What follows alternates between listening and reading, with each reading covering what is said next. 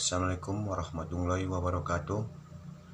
Perkenalkan, nama saya Imam Safaat, NIM 18087271.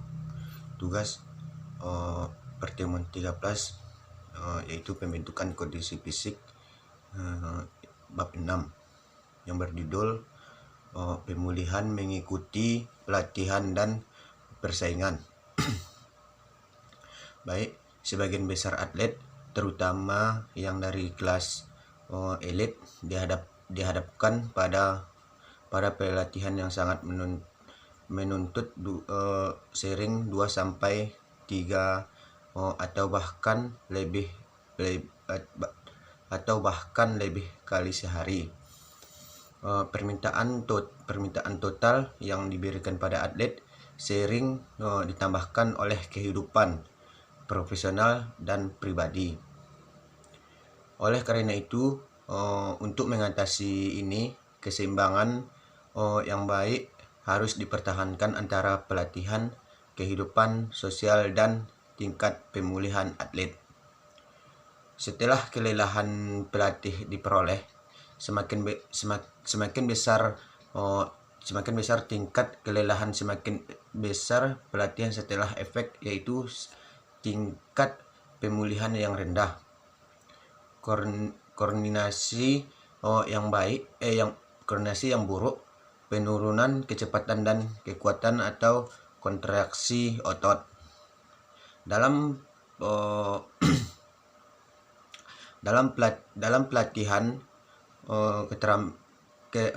pelatihan kontemporer, pelatihan dan spesialis, pelatihan harus terus-menerus berusaha menemukan metode yang akan memungkinkan seorang atlet untuk memajukan faktor-faktor pembatas dalam pelatihan serta untuk meningkatkan kinerja.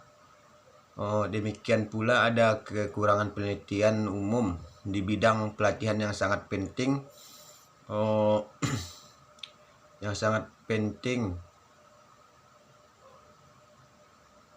secara optimal proses pelatihan yang berkelanjutan harus dirancang sedemikian rupa sehingga pelajaran sebelumnya. Selanjutnya, pertimbangan teori proses pemulihan. Proses pemulihan adalah multidimensi, dan karena itu tergantung pada banyak faktor. Di antara faktor-faktor utama untuk dipertimbangkan adalah sebagai berikut, yaitu usia mempengaruhi tingkat pemulihan atau Dragan dan Stenensu 1971. Seorang atlet pada banyak faktor. Di antara faktor-faktor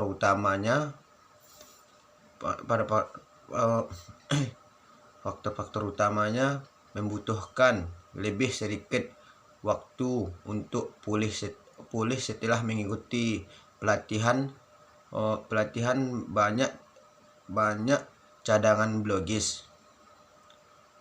Selanjutnya, pengalaman juga memainkan peran penting, karena atlet yang lebih berpengalaman dapat beradaptasi dan menyesuaikan diri lebih cepat dengan stimulasi yang diberikan. Selanjutnya, seorang atlet yang berada dalam situasi pelatihan yang lebih tinggi memiliki reaksi fisiologis yang kurang dramatis untuk sesi yang diberikan. Akibatnya waktu yang dibutuhkan untuk memulihkan diri mungkin lebih sedikit. Selanjutnya, perbedaan jenis kelamin mempengaruhi kefasilitasan atau diameter 1972.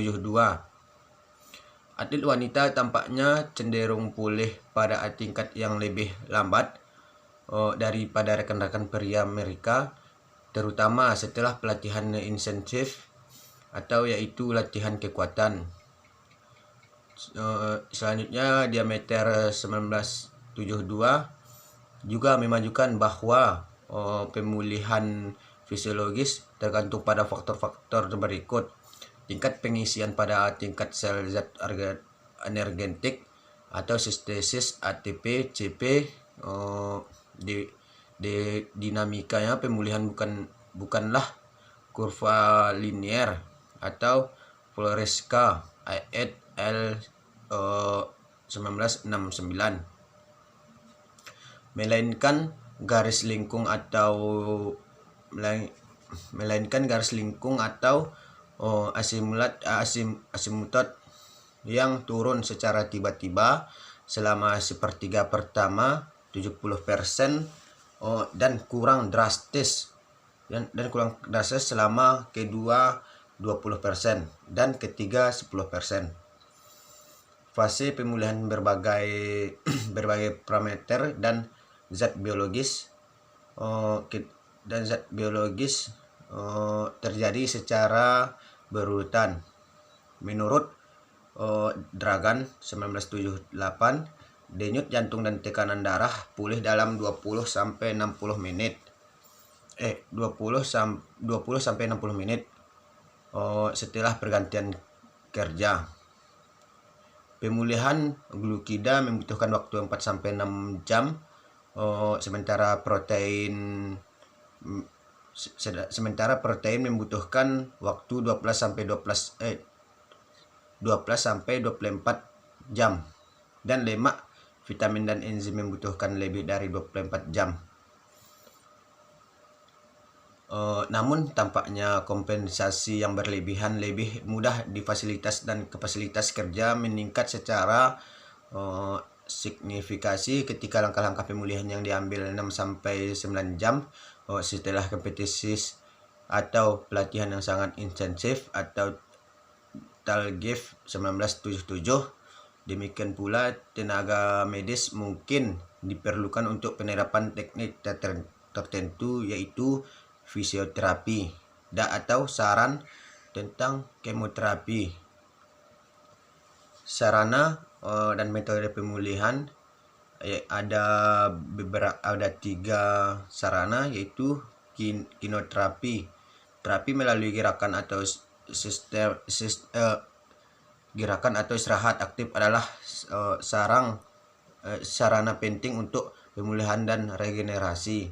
Yang kedua, tidur atau istirahat pasif adalah sarana fisiologis utama untuk mengembalikan kapasitas seseorang. Sudah diterima dengan baik bahwa seorang membutuhkan tidur 9 sampai 10 jam, 80 sampai 90% darinya pada malam hari. Yang ketiga, gaya hidup. Sebagian besar sebagai dengan keluarga dan teman sebaya, atmosfer tim dapat mempengaruhi tingkat pemulihan. Secara pemulihan fisioterapi ada 3. Yang pertama, pijat. Yang kedua, elektrostimulasi dan ultrasolid. Yang ketiga, balneo terapi, berarti diterapkan dengan ruang lingkup profilaksi seperti yang diklaim oleh Wikström dan Doll 1961. Termoterapi semacam itu menghasilkan efek fisiologis yang biasanya membutuhkan 2 jam istirahat untuk mencapainya. Selanjutnya, materi kemoterapi, yaitu Bucher 1979 mengampilkan bahwa kemoterapi harus dipertimbangkan sesuai dengan karakteristik olahraga. Jadi ada 3. Yang pertama, untuk olahraga berdurasi pendek hingga 60 detik berikut ini berlaku vitamin B12 5 mg, vitamin B2 10 mg, garam kalium 200 mg, kalium 75 mg, magnesium 250 mg, zat besi 15 mg, dan glikot 150 mg. Yang kedua, untuk olahraga yang bertahan lebih dari 60 detik, vitamin B12 10 mg, vitamin B2 20 mg, garam kalsium 300 mg, kalsium 75 mg, magnesium 250 mg, fosfor 200 mg, fruktosa 59. Yang ketiga, untuk olahraga dengan komponen psikologis yang tinggi, vitamin B2 vitamin vitamin 12 10 mg, vitamin B2 20 mg, vitamin B6 vitamin B6 30 mg, garam kalsium 300 mg, kalsium 75 mg, magnesium 250 mg, fosfor 20 mg, besi 1,5 mg, fruktosa 50 gram. Sarana permanen pemulihan. Secara singkat disajikan cara pemulihan permanen harus mencakup, yaitu pergantian kerja yang rasional dengan fase regenerasi. 2. Upaya untuk menghilangkan stres sosial pemulihan mengikuti pelatihan dan persaingan 1, 2, 5. 3. Atmosfer tim yang tenang dari pemain yang tenang, percaya diri dan optimis. Yang keempat, diet yang rasional dan dibedakan menurut spesifik dari olahraga dan fase pelatihan. Yang kelima, istirahat aktif dan keterlibatan dalam kegiatan sosial yang menyenangkan dan santai. Yang keenam, pemantauan permanen status kesehatan setiap atlet. Sarana pemantauan pemulihan ada 6. Yang pertama, pengamatan bentuk atlet dinyatakan melalui tingkat efektivitas dalam pelatihan dalam mencapai tujuan pelatihan secara memadai atau mencapai standar yang ditetapkan dalam sesi penguji. Yang kedua, menyadari sikap atlet. Yang ketiga, status kesehatan atlet dipantau oleh dokter dan dirasakan secara objektif oleh atlet itu sendiri, menunjukkan tingkat pemulihan. Yang keempat, memperhatikan kemauan latihan atlet, keinginan untuk melampaui penampilan pribadi, nafsu makan, keadaan tidur dan emosi seimbang, menunjukkan status pemulihan.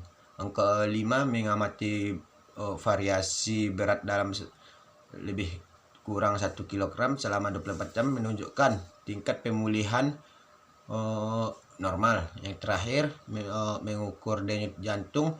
Mengukur denyut jantung yang merupakan indikator fisiologis penting dari status pemulihan. Sekianlah materi saya pada bab 6 ini.